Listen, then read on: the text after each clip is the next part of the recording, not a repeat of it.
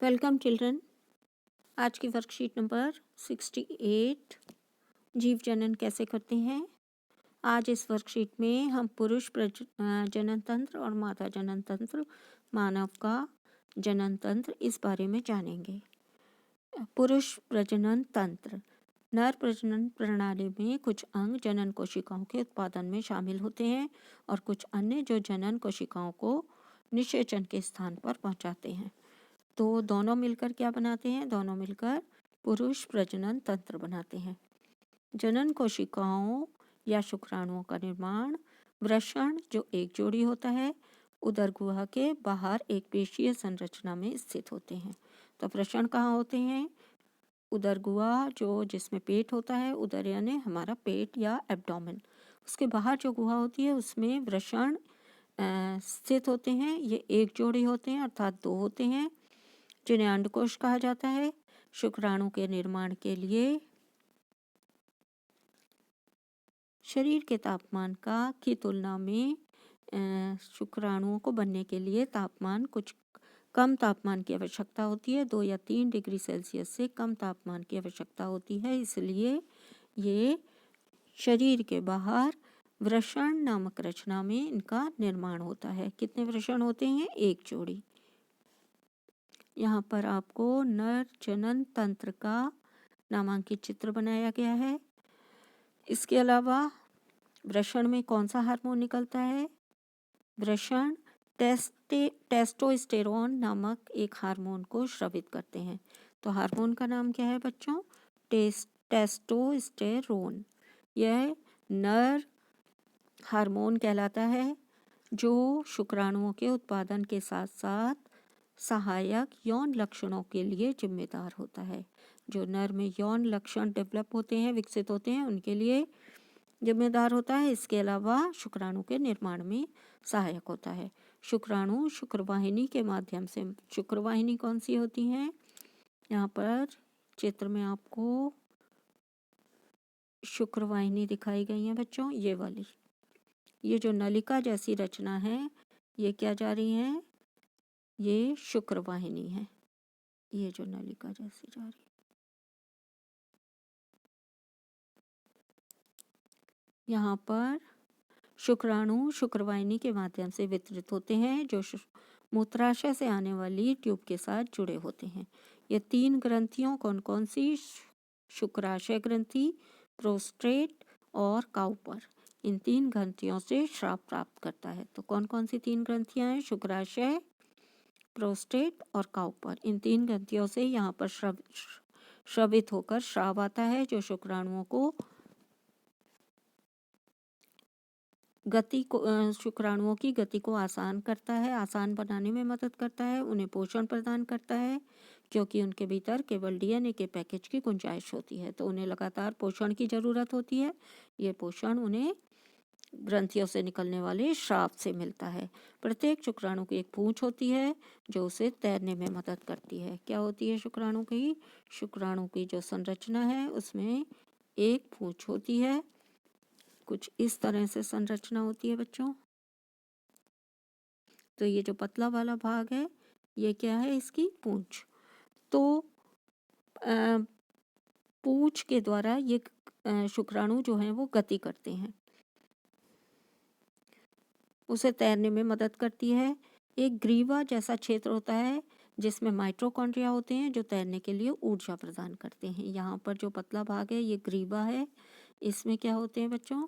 इसमें माइटोकॉन्ड्रिया होते हैं, जो तैरने के लिए शुक्राणुओं को ऊर्जा प्रदान करते हैं। मूत्र मार्ग शुक्राणु और मूत्र दोनों के लिए एक सामान्य मार्ग होता है। प्रत्येक वृषण प्रतिदिन लाखों शुक्राणुओं का उत्पादन कर सकता है।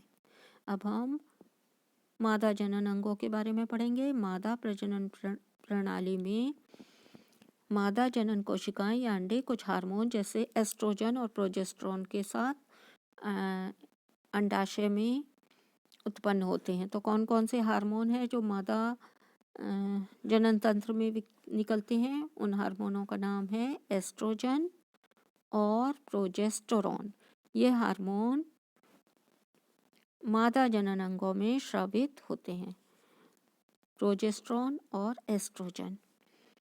जब एक मादा का जन्म होता है तो अंडाशय में पहले से ही लगभग 1 लाख अपरिपक्व अंडे होते हैं, जिनमें से लगभग 20,000 यौवन तक पहुंचने से पहले ही पतित हो जाते हैं, अर्थात गिर जाते हैं। यौवन की शुरुआत में यौवन अर्थात किशोरावस्था एडोलिसेंस, दोनों में कोई भी अंडाशय एक 28 दिनों के चक्र या मासिक धर्म, जिसको आप रजोधर्म भी कहते हैं, में एक परिपक्व अंडा फैलोपियन ट्यूब या डिंब वाहिनी को छोड़ना शुरू कर देता है। यहाँ पर आपको चित्र दिया हुआ है बच्चों, ये मादा जनन अंग का चित्र है। यहाँ पर ये 2 अंडाशय हैं, ये वाले अंडाशय हैं, ये भी अंडाशय है, और फैलोपियन ट्यूब अंडाशय से जुड़ी हुई जो ये ट्यूब जैसी संरचना है, इसको अंडवाहिका या फैलोपियन ट्यूब कहते हैं। तो यहाँ से परिपक्व अंडा निकल कर इस फैलोपियन ट्यूब में आता है और डिंब वाहिनी को छोड़ना शुरू कर देता है। डिंब वाहिनी एक लोचदार बैग जैसी संरचना में एकजुट हो जाती है, जिसे गर्भाशय के रूप में जाना जाता है। ये क्या है आपका? ये गर्भाशय है। ये बैग जैसी संरचना है, थैले जैसी संरचना है, और पेशियाँ होती है, और जो पेशीय गर्भाशय ग्रीवा के माध्यम से योनि में खुलती है। ये आपकी ग्रीवा है और यहाँ पर ये योनि है। ये सभी भाग शरीर के अंदर होते हैं।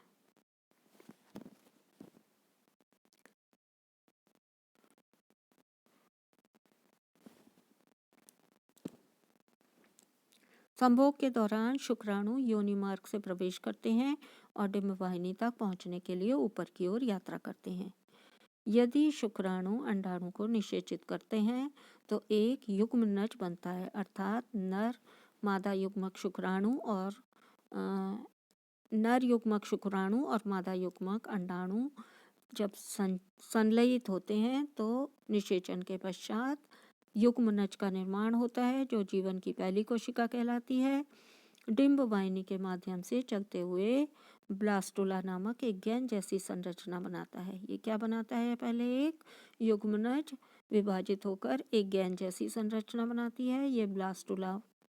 बाद में एक भ्रूण बनता है और ये गेंद जैसी संरचना, जिसको हम ब्लास्टुला कहते हैं, बाद में भ्रूण में परिवर्तित हो जाता है, जो गर्भाशय की परत में प्रत्यारोपित हो जाता है। ये भ्रूण जो है वो गर्भाशय की दीवार में या परत में प्रत्यारोपित होता है, यानी फिक्स हो जाता है, जिससे गर्भ अवस्था होती है, और यह भ्रूण गर्भाशय की दीवार में प्लेसेंटा नामक डिस्क के आकार के ऊतक के माध्यम से माँ के रक्त से पोषण प्राप्त करता है। तो जो भ्रूण है, भ्रूण का प्रत्यारोपण कहाँ पर होता है, या भ्रूण कहाँ पर फिक्स होता है, कहाँ पर जाकर विकसित होता है? गर्भाशय की दीवार में।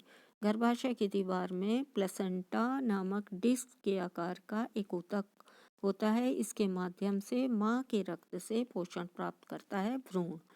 भ्रूण के ऊतक के किनारे पर विलाई होते हैं तथा गर्भाशय की परत मोटी होती जाती है और बढ़ते हुए भ्रूण को पोषण देने के लिए भरपूर मात्रा में रक्त आपूर्ति की जाती है। किसके द्वारा? गर्भाशय की दीवार के द्वारा।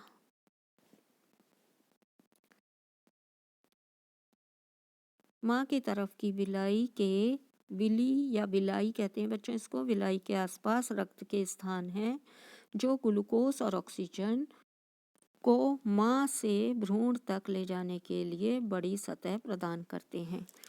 जो आप छोटी आंत में विलाई या दीर्घ रोम पढ़ते हैं, उसी तरह के विलाई यहाँ पर होते हैं। इनका कार्य होता है अवशोषण सतह को बढ़ाना। तो भ्रूण तक जाने के लिए एक बड़ी सतह या सरफेस एरिया प्रदान करते हैं और विकासशील भ्रूण द्वारा उत्पन्न अवशिष्ट पदार्थों को प्लेसेंटा के माध्यम से माँ के रक्त से स्थानांतरित करके हटा दिया जाता है। इस प्रकार भ्रूण का निर्माण किस में हो जाता है बच्चों?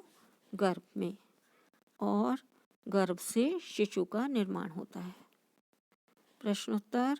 पहला क्वेश्चन आपसे पूछा गया है, नर युग्मक भारी मात्रा में क्यों पैदा होते हैं? नर युग्मक भारी मात्रा में क्यों पैदा होते हैं, इसका क्या आंसर है बच्चों? निषेचन के लिए नर युग्मक को मादा युग्मक तक पहुंचना होता है निषेचन प्रक्रिया के लिए। इस मार्ग में बहुत सारे नर युग्मक, इस दौरान जब नर युग्मक मादा युग्मक तक पहुंचने के लिए जिस मार्ग से गुजरता है वहाँ बहुत सारे नर युग्मक डिस्ट्रॉय हो जाते हैं या मार्ग में ही रह जाते हैं, पहुंच नहीं पाते। इसलिए एक बड़ी मात्रा में नर युग्मकों का निर्माण होता है या नर युग्मक भारी मात्रा में पैदा होते हैं। क्वेश्चन नंबर 2, आवृत बीजी में निम्न के अनुरूप अंगों को लिखिए। जो मानव में यहाँ पर आपको अंगों के नाम लिखे हुए हैं भागों के, उनमें उन्हीं के नाम आपको पौधे के लिए बताने हैं। फूल वाले पौधे जिन्हें आवृत बीजी कहते हैं। आवृत बीजी यानी जिनमें बीज बनते हैं। तो बीज बनने वाले पौधों में जो प्रजनन होता है तो उनमें इनको क्या कहते हैं। नंबर 1 शुक्राणु। तो शुक्राणु क्या होते हैं फूल में? परागकण, वृषण, परागकोश, अंडाशय। अंडाशय ही होता है जो ओवरी, अंडाशय जो स्त्री केसर का तीसरा भाग है, वर्तिका, वर्तिकाग्र और अंडाशय। तो अंडाशय अंडाशय ही कहलाता है और डिंब को अंडकोशिका कहते हैं। क्वेश्चन नंबर 3 में आपसे पूछा गया है प्लेसेंटा का क्या कार्य है। बच्चों यहाँ पर प्लेसेंटा का कार्य आपको लिखा हुआ है परंतु आपको पॉइंट वाइज लिखना चाहिए। तो यहाँ पर आपके लिए प्लेसेंटा का कार्य लिखा हुआ है।